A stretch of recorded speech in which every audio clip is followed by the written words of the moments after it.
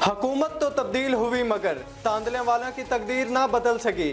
Jamra road अरसा दराज से टूट फूट का शिकार है, जिस वजह से लोग सरापा एहतजाज बन गए। अशफाक कमल हमारे साथ मौजूद हैं। जी अशफाक, क्या तफसीलात हैं आपके पास? जी बिल्कुल, इस वक्त मैं ताने वाला चक नंबर 596 पुल पीरा सत्याना रोड पुल पीरा के ऊपर मौजूद हूँ, जहाँ लोग सरापा एहतजाज है और लोगों का ये कहना है कि हमने तब्दीली सरकार को इधर से वोट दिए हैं और इधर से MPA चौधरी आदिल परवेज गुजर भी इधर से कामयाब हुआ है PP 102 से, लेकिन अभी तक ये रोड और ये गांव में गंदगी के ढेर और ना तो पीने का साफ पानी है।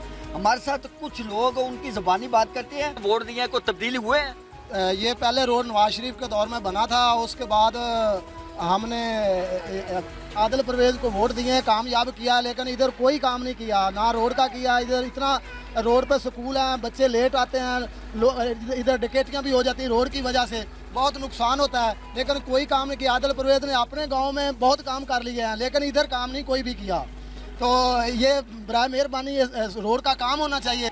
गरीब बहुत तंग है, रोटी से तंग है। इधर 2400 रुपये आटा मिलता है, इतनी महंगाई है तो कोई सोच भी नहीं सकता। और हमारे साथ और भी इधर जो इलाका मकीन है उनसे बात करते हैं। ये जो रोड है इतना खराब है, इस बारे में आप हुकूमत को क्या पैगाम देना चाहते हैं? हम पैगाम ये देना चाहते हैं भी ये रोड जो बना था ना पहले नवाज शरीफ के दौर में बना था, और अब जो ये नई हुकूमत आई है ना, इस हुकूमत ने कोई काम नहीं किया। फैसल सत्याने से ये जामरे तक रोड जाता है, ये सत्याने से लेकर ओबल से लेकर तो जामरे तक ये रोड सारा ख़राब है।